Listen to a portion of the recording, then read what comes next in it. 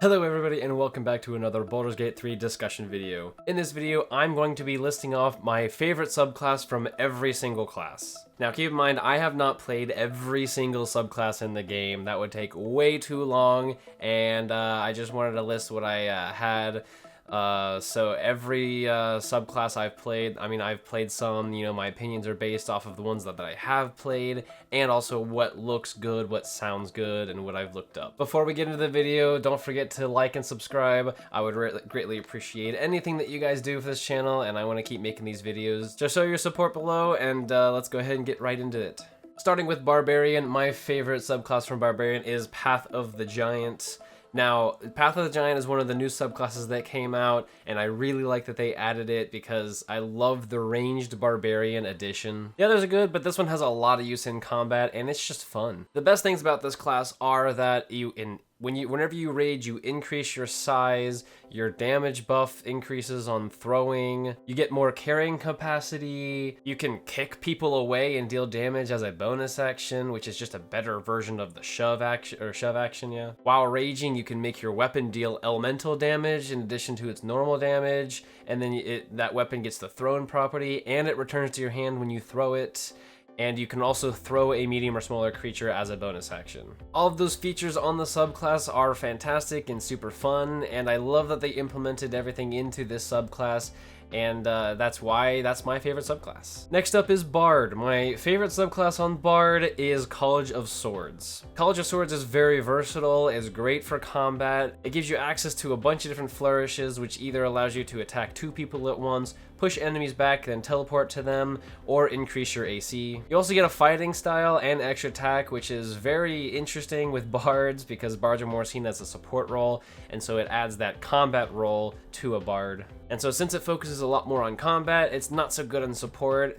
If I'm looking for a support bard, I'm gonna go towards College of Glamour, but overall, College of Swords is the best. Next class I'm gonna talk about is Cleric. Now, the best subclass for Cleric is the Death Domain, in my opinion. It was a hard choice between the Death Domain and the other ones that were close were Light Domain, Tempest Domain, and War Domain. And the best things about the Death Domain are that you can target an additional enemy with your Necromancy cantrips, which is great for Toll the Dead. You can deal extra necrotic damage to your melee attacks. You can ignore resistance to necrotic damage on your spells and attacks. And you get awesome spells like Toll the Dead, which is a great cantrip that deals more damage if they're injured. Vampiric Touch, which allows you to deal damage and heal and cast it on several turns after you cast it. Blight, which deals a bunch of damage, a bunch of necrotic damage anyway, and if you ignore resistance, that's fantastic. Death Ward, which prevents an ally from getting killed if they get reduced down to 0 hit points. And Cloud Kill, which does a massive area of effect of a bunch of poison damage, and then you can move it on subsequent turns, and it's a great spell.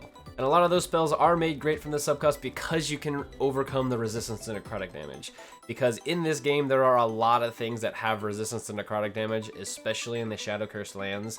And so if you have that Death Domain and you can overcome those resistances to necrotic damage, you can deal a bunch of damage to the people who you wouldn't normally be able to with those necrotic spells. Next class is Druid, and the best subclass for this one is Circle of Stars. The best thing about Circle of Stars is the Starry form, which is basically like a Circle of Stars specific wild shape that you can do as a bonus action. You get access to 3 different Starry forms. One's the Dragon, the next one is the Archer, and the third one is the Chalice. Dragon form is best form in my opinion because you get advantage on concentration saves and you get a bonus action breath attack weapon. And then the Archer form has Luminous Arrow, which is basically like a version of the Guiding Bolt. And Chalice form is great if you're playing a Druid who's focusing on healing, because then you can deal extra healing. Then there's the Star Map that gives you Guiding Bolt uses, and you learn Guiding Bolt as a spell, so that way you can use either spell slots or your Star Map charges for Guiding Bolt.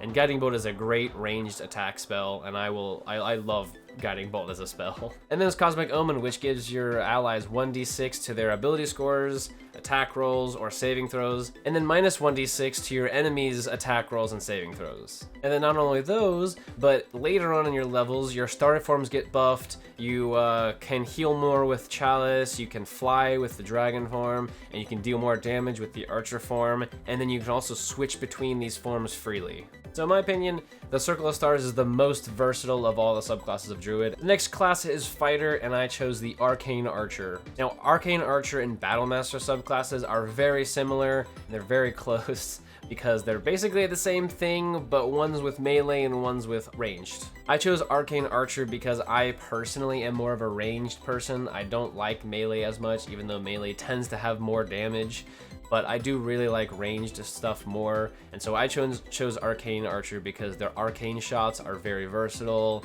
and very useful, and there's a bunch of different types that you can choose from that kind of fits whatever you want to do with them. So like I said, just the main reason I chose Arcane Archer was because I really like ranged, so you can't go wrong with Arcane Archer or Battlemaster, and like I said, they're pretty similar. Next class is Monk, and for the subclass I chose Way of the Drunken Master. I know a lot of people like Way of the Four Elements, Way of Shadow, Way of the Open Hand, and those are great, but personally, my favorite is Drunken Master. Best things about Drunken Master is it's just fun to play. It removes the negative effects of being drunk. You can make other people drunk while dealing damage to them. You can regain half of your key points when you drink. It adds a free disengage and movement speed to your flurry of blows. It encourages making others drunk by providing a bonus to attacks against drunk targets. Standing up from prone takes less movement speed, and I'm all about reducing movement speed costs. If an enemy misses you with an attack, you can then attack them back with an unarmed strike. You can sober an enemy up for extra psychic damage, and you can negate disadvantage. So it's very versatile, a lot of things you can do with it, and mainly combat based, but I do really like the buffs and everything that you can get with Way of the Drunken Master, so that is why Way of the Drunken Master is my favorite. Next class up is Paladin, and my favorite is Oath of the Crown. Now, Oathbreaker is easiest out of combat because you don't have an oath that you have to worry about not breaking, and so Oathbreaker is really easy to do outside of combat, but in terms of combat benefits, Oath of the Crown is the best. The best things are you can add proficiency bonus to your damage, you can do Compelled Duel as a channel oath, which Compelled Duel allows it to where the target has disadvantage on attack rolls against anybody else except for you, and so it makes them want to attack you. You get a mass heal to your allies. When an ally is damaged, you can heal them and take damage, the same amount of damage that you healed them for. And you get really good spells like Command, which you can use to make them flee, prone, drop their weapon, a bunch of different things. You get Compelled Duel, which, like I said, you can use it as a spell slot or as a channel oath. You get Warding Bond, which gives the target of Warding Bond resistance to all damage, and you take half the damage, so it kind of splits up the damage between you and the target. Spiritual Weapon, which is great spell. You know, you can conjure a spiritual weapon that can attack on your behalf. You get Spirit Guardians, which I will rave about Spirit Guardians all day long. You know, it creates an aura around you that deals either necrotic or radiant damage to everybody around you, and it's difficult terrain for enemies. And you get Crusader's Mantle, which adds 1d4 radiant damage to all your allies' attacks. So Oath of the Crown is great for when you want to beef yourself up, do as much as you can to beef yourself up, you know, wearing heavy armor, wielding a shield, getting the tough feat, all of that, bumping up your constitution modifier, and then so when you're beefed up, then you can protect your allies, and that's what that's best for. Next class is Ranger, and for the subclass I choose Gloomstalker. Now, it was a close fight between Gloomstalker and Swarmkeeper, but I ultimately chose Gloomstalker. The best things about this subclass is that you become invisible, you get superior dark vision, the first round of combat gives you a +3 bonus to initiative, you get more movement speed, you get an additional attack, and you can deal additional damage. And so that's a lot of bonus for your first round of attacks. You can hide as a bonus action. It gives you Misty Step, and I love being able to teleport within 60 feet. It also gives you the spell Fear, which I love Fear. I love frightening people. It makes them not able to move, and I can have advantage on attacks against them. And then when you miss an attack, you can just attack again. So this subclass is great for standalone, rogue-like rangers, but it's also great for multi-classing into other ones. Like, I really like multi-classing into Rogue, Gloomstalker, Ranger. It just pairs really well and really nice. Next class up is Rogue, and for the subclass I chose Swashbuckler. Now, Swashbuckler is really good for rogues that don't want to be sneaky. You know, I like to play rogues that aren't sneaky. They're not the stereotypical, oh, hide, peek out, shoot. You know, I like to do something else with my rogue. Best things about the subclass are you don't provoke opportunity attacks if you attack a target. You get an initiative buff. You can use sneak attack without advantage if you are within 1.5 meters of them. You get dirty tricks like sand toss that blinds enemies, vicious mockery that you can cast, which I love vicious mockery, and flick of the wrist, which allows you to disarm opponents. And then panache, which either gives you compelled duel if they succeed on their saving throw, which, like I said, that gives them a disadvantage on attack rolls against other targets other than you, or if they fail their saving throw, they're charmed. So it really gives you a buff on that either way you go. So that's kind of nice about panache, is you just do panache and you get a buff either way. Next class is Sorcerer, and for the subclass I chose Shadow Magic. Now the best things about this subclass are superior dark vision. If you die, you can get up to 1 HP instead. You get the darkness spell, which you can either cast using spell slots or sorcery points. You get the Hound of Ill Omen, which is great because then when that Hound of Ill Omen comes out, you get another thing that you can attack people with, and it gives them a random omen that can deal extra buffs and allows you to teleport to shadows. And then once you're there, you can use the distance spell Meta Magic for free, which increases the range of your spells. And so I think those are really good options for a sorcerer. Next class is Warlock, and for the subclass, I chose Hexblade. Now, Hexblade subclass is really great for melee-based Warlocks because I really like using melee-based Warlocks because they don't rely on their spells, because you don't really get that many spell slots, and I don't want to just keep casting Eldritch Blast over and over again. I like to do something else with it. So the best things about Hexblade is that you get proficiency in medium armor, shields, and martial weapons, which further improves that melee aspect. It lets you bind a hexed weapon instead of using your pact boon to bind a weapon, so it kind of frees up those options. Not only does it free up your pact boon options, but it allows you to use your charisma bonus instead of your strength or dexterity bonus to your weapons, and that's really nice because when you're a warlock, you're gonna have higher charisma than strength or dexterity. It also allows you to curse a target, which allows you to deal more damage to them. You get a reduced critical hit on them, and it'll heal you when they die. It also allows you to raise a specter when the cursed enemy dies, and that way they can fight with you. Additionally, whenever a cursed enemy attacks you, you also get a 50% chance to negate that attack. And then also you get some really great spells like Shield, which adds to your AC as a reaction. Wrathful Smite, which allows you to potentially frighten your opponent that you hit. Branding Smite, which makes it to where they cannot turn invisible or hide from you. Blink, which kind of allows you to just phase in and out of reality and potentially prevent them from hitting you. Phantasmal Killer, which does a lot of good damage over time if they fail their saves. It just keeps dealing psychic damage over time. Staggering Smite, which allows you to stagger your opponent.